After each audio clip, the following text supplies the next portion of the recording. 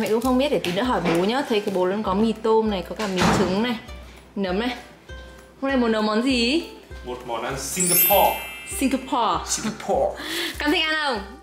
Chưa gì đã ăn cái sống. Chưa gì đã ăn cái sống, đợi tí nữa ăn cái chín nhá. Hôm trước ấy thì mình có xem ở trên kênh của Tổng cục Du lịch Singapore thì có một cái series đó chính là Try This at Home, và mình biết được cái món này có tên là Pak Chor Mee. Món Pak Chor Mee này thì là một món ăn tuổi thơ của rất là nhiều người dân Singapore luôn. Khi mà nhắc tới Singapore thì mọi người sẽ nghĩ ngay tới món gì? Cơm gà Hải Nam, cháo ếch, cô sốt cay, cô sốt ớt Singapore. Đó, nói chung là mọi người hay nghĩ ngay tới những cái món đó đúng không? Nhưng mà Pak Chor Mee lại là một món ăn rất là quen thuộc và rất là đời thường của người dân Singapore, cho nên là hôm nay thì bọn mình sẽ làm thử món ăn này. Chúng ta sẽ có thịt lợn xay này, có nấm này, các bạn chọn cho mình những cái nấm hương hoặc là nấm đông cô lớn như thế này này. Có hành phi thì có hành khô chứ. Hành khô thì mẹ Loan đang có làm bóc vỏ đây này. Sẽ có mì ở đây thì các bạn có thể dùng mì tôm hoặc là các bạn có thể dùng mì trứng. Ngoài ra thì sẽ có một vài những cái nguyên liệu cơ bản nữa, ví dụ như là đường này, dầu mè này, bột ớt này, dầu ăn này, dầu hào này, thắc xì dầu này và giấm đen. Lẽ ra ấy, để làm món ăn này một cách chuẩn vị hơn nữa thì phải có một cái gọi là một cái loại sốt ớt có tên là samban cơ. Mà hôm nay thì mình lại không có cái sốt ớt đó, cho nên là vị có thể sẽ không chuẩn 100% như là mình ăn bên Sing, nhưng mà thôi để vị chuẩn như bên Sing thì sang bên Sing để ăn chứ đúng không? Trong khi mà mẹ Loan đang bóc hành thì mình sẽ thái nấm. Các bạn chọn cho mình những cái nấm đông cô hoặc là những cái nấm hương to như thế này. Các bạn có thể chọn nấm khô hoặc nấm tươi. Nếu mà nấm khô thì các bạn phải ngâm để cho nó nở ra nhá. Sau đó thì mình sẽ thái nó thành những cái lát như thế này. Cậu có nhớ là cái đợt mà mình đi Singapore ấy là mình ăn cái món gì nhiều nhất không? Cơm gà Hải Nam. Kiểu đợt đấy mới kiểu xuống sân bay một cái, về khách sạn một cái, xong rồi mình phi ra ngay cơm gà Hải Nam Huy Ki Nam à? Huy Nam Ki. Huy Nam Ki ở United Square. Mình cá là bạn nào đến Singapore mọi người cũng sẽ mò ra để ăn, bởi vì hàng đấy rất là nổi tiếng. Ẩm thực của Singapore thì có rất là đa dạng các nền văn hóa, ví dụ như là có cả ẩm thực của người Hoa này, Malaysia này, rồi Ấn Độ này, khu mà quần thể họ bán những cái món hàng rong hoặc là những cái món vỉa hè ấy. Thì ở đó có rất là nhiều những cái street food, những cái món đường phố mà mọi người có thể ăn hàng ngày luôn. Văn hóa hawker này còn được UNESCO công nhận là một cái di sản văn hóa phi vật thể nữa. Rất là hay. Thế còn về Singapore thì bố ấn tượng nhất về cái gì? Cái Jewel Changi Airport ấy. Cái đợt đó bọn mình đi thì cái Jewel đấy cũng là vừa gần như là mới xong. Và bọn mình cũng có một cái trải nghiệm mà các bạn, nếu mà các bạn xem vlog trước thì nó cũng một cái thác nước ở trung tâm ấy đổ xuống mình, thật sự là sân bay của Singapore nhé. Tất cả những nơi mà bọn mình đã đi sân bay thì thực sự mình không có đến một cái sân bay luôn mọi người ạ. Trời ơi, sân bay Singapore đẹp thật. Nó hoành tráng và nó kiểu có rất là nhiều cái để cho mình có thể tham quan và mua sắm, vui chơi, ăn uống ở trong đấy. Nó như một cái trung tâm thương mại khổng lồ luôn đấy mọi người. Bên cạnh đấy thì có gì nhỉ? Universal. Nói chung là cũng là một cái buổi mà bọn mình đi chơi cũng rất là vui, tại vì là Cam có những cái trải nghiệm mà thật sự luôn là mình là người lớn mà lần đầu tiên mình đến đấy mình còn hào hứng. Mình còn hào hứng nói gì đến hội trẻ con. Công nhận là nếu mà cho tụi trẻ con đi cùng kiểu đi gia đình ý, thì mình thấy đi Singapore rất là hợp lý. Sau khi mà thái nấm xong thì mình sẽ thái mỏng cái hành khô này, để sau đó thì mình sẽ mang đi phi thật là thơm mọi người nhé. Vì nấm là cái nguyên liệu lâu chín nhất cho nên là mình sẽ chế biến nấm đầu tiên. Mình sẽ cho toàn bộ trộn nấm này vào một cái chảo này, có nước bên trong này, và mình sẽ bắt đầu nấu cái nấm này trong khoảng tầm 30 phút. Sau khi mà đã cho nấm vào trong rồi thì các bạn sẽ cho những cái loại gia vị để chúng ta sẽ bắt đầu hầm cái phần nấm này nhá. Sẽ cho khoảng đấy 2 thìa thắc xì dầu. Đó. Em sẽ cho anh 1 thìa lớn dầu hào vào. Đấy nhé. Ok. Và mình sẽ nêm thêm vào đây 1 thìa cà phê đường nữa. Và chúng ta sẽ nấu cái hỗn hợp này trong khoảng 30 phút để nấm thứ nhất là được chín mềm này, thấm gia vị. Và chính cái nước sốt, nước nấu nấm này một chút nữa chúng ta sẽ làm cái sốt để mà trộn mì này. Phi hành chúng ta sẽ bật bếp lên, cho dầu ăn vào, phi hành thôi. Dầu đã sôi thì chúng ta sẽ cho hành khô vào. Sẽ rất là thơm. Cái cảm giác này nó rất là đã, thơm quá, thơm. Các bạn sẽ phi thật là vàng cái hành này lên để nó chín vàng và giòn. Sau đó thì chúng ta sẽ xào cái phần thịt băm này, thịt lợn này với cái dầu hành luôn, không phải bỏ hành ra. Sau đó thì chỉ xào cái thịt này ở trong dầu ấy thôi. Vàng giòn luôn. Bước tiếp theo là chúng ta sẽ xào phần thịt này Phần thịt này thì các bạn cứ xào vừa đủ thôi. Ở đây thì mình hôm nay làm khoảng 2 bát thì trường này là ok rồi. Đó, các bạn xào thịt này ở lửa nhỏ đấy nhá. Sau khi mà phần thịt các bạn đã xào chín thì các bạn cũng sẽ bỏ ra và chúng ta sẽ giữ lại cái phần dầu với cả cái nước thịt xào này nhá. Lúc mà bố Kiên đang nấu mì thì hai chúng mình sẽ làm gì? Cô màu. Tưởng tượng. Đúng như Giống bạn Bút Chì này. Giống như bạn Bút Chì này. Wow, rất là thông minh. Không biết là Cam học bảng pha màu ở đâu, nhưng mà tại vì là mẹ bảo là Cam là Cam xem được trên phim là ông bà. À, xem ở trên phim nhà ông bà. Bạn tại vì là mình đang bảo Cam là Cam vẽ giống bạn Bút Chì này, thì bạn Bút Chì này có màu cam, thế là Cam mix màu vàng với cả màu đỏ. Thế là được màu cam. Cam thử tô bạn màu xem nào. Thế thì mình phải cho thêm nhiều nó mới đậm được lên rồi Cam ạ. Mình cho lên nhiều thêm đi. Cái hồi mà Cam đi Singapore ấy thì Cam đã được bố mẹ cho đi đâu rồi em nhỉ? Cam nhớ không? Đúng, đi vườn thú, đi đâu nữa? Mình đang vừa xem lại ảnh hồi đi Singapore cho Cam xem. Cam ơi, Cam nhớ chỗ này không? Có. Chỗ này như nào? Kiểu mình chui, cái này là hồi đấy bọn mình đi xong ở trong một cái rạp trung tâm thương mại, người ta có một cái gì bố nhỉ? Một cái lưới rất là to ở giữa trung tâm thương mại, xong rồi người ta thả rất là nhiều bóng. Đây, mình sẽ để cái ảnh này đây cho mọi người xem. Có Cam đấy, đây này, Cam bên này.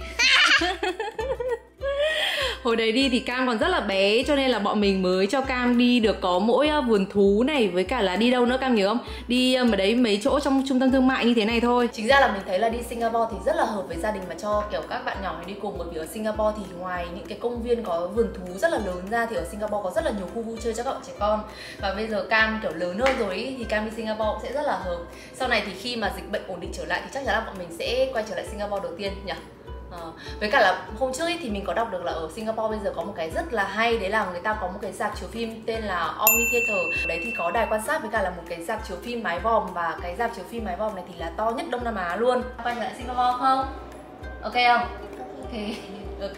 Các bạn thấy không là sau 30 phút thì phần nấm của mình đã được nấu xong này. Nó rất là thơm luôn, nấm đã chín mềm và cái phần nước sốt rất là đậm đà. Hành phi thì mình cũng đã phi xong rồi, phần thịt thì mình cũng đã làm xong rồi. Và đây là cái dầu xào thịt này.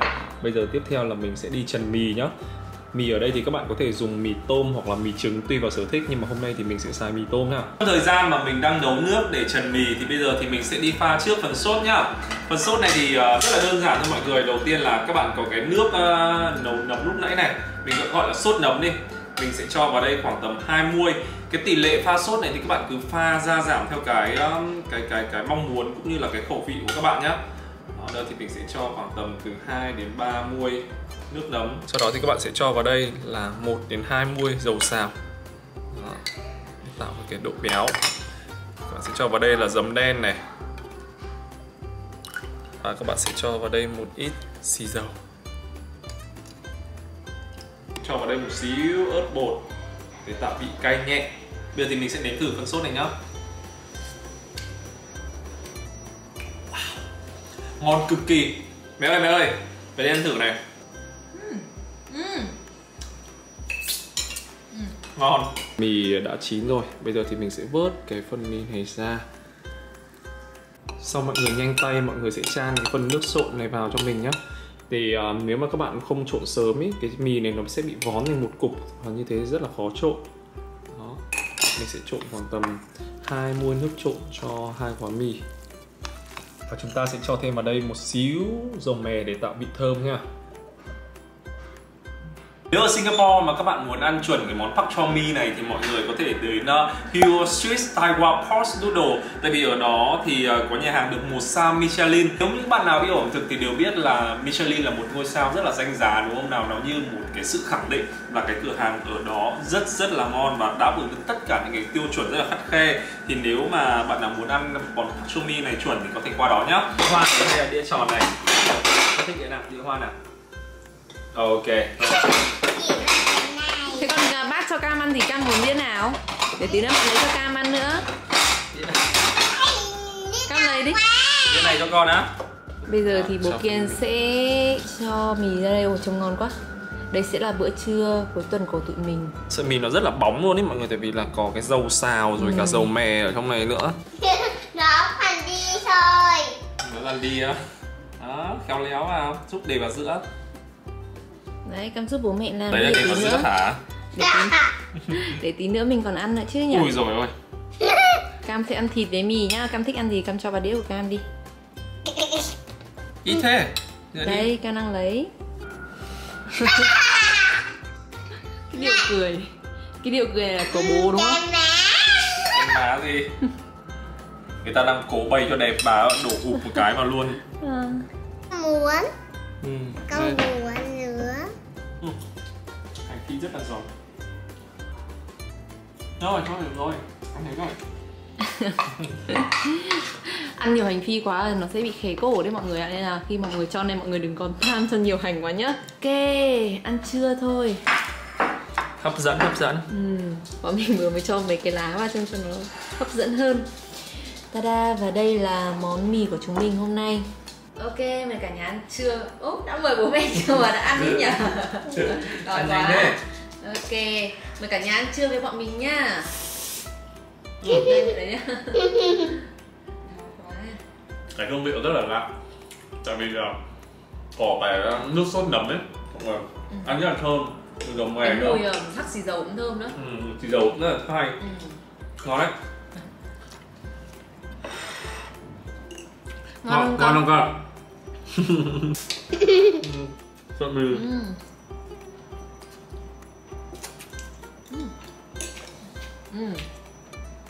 Với món bak choi mi này thì mọi người có thể dễ dàng tìm ở bất kỳ những hawker nào. Đại loại là mình rất là thích cái nền ẩm thực cũng như là cái văn hóa ẩm thực bình dân. Bởi vì là như thế nó rất là mang tính cộng đồng và chúng ta có thể thử được đa dạng các nền văn hóa, các nền ẩm thực với nhau ấy. Cho nên là khi mà đến Singapore thì mọi người đừng bỏ lỡ các khu hawker nhé. Như các bạn biết ấy, thì Singapore là một đất nước mà cái yếu tố vệ sinh là cái vấn đề mà họ ưu tiên hàng đầu luôn. Cho nên là trong cái mùa dịch bệnh như thế này thì họ luôn luôn là tìm ra những cái biện pháp hay là những cái công nghệ làm sao để tránh được cái việc dịch bệnh nó trở nên phức tạp hơn. Ví dụ như là họ sử dụng cái công nghệ tiên tiến, có cái app gọi là Trace Together giúp xác định nguồn bệnh này cũng như là nguồn lây một cách nhanh nhất.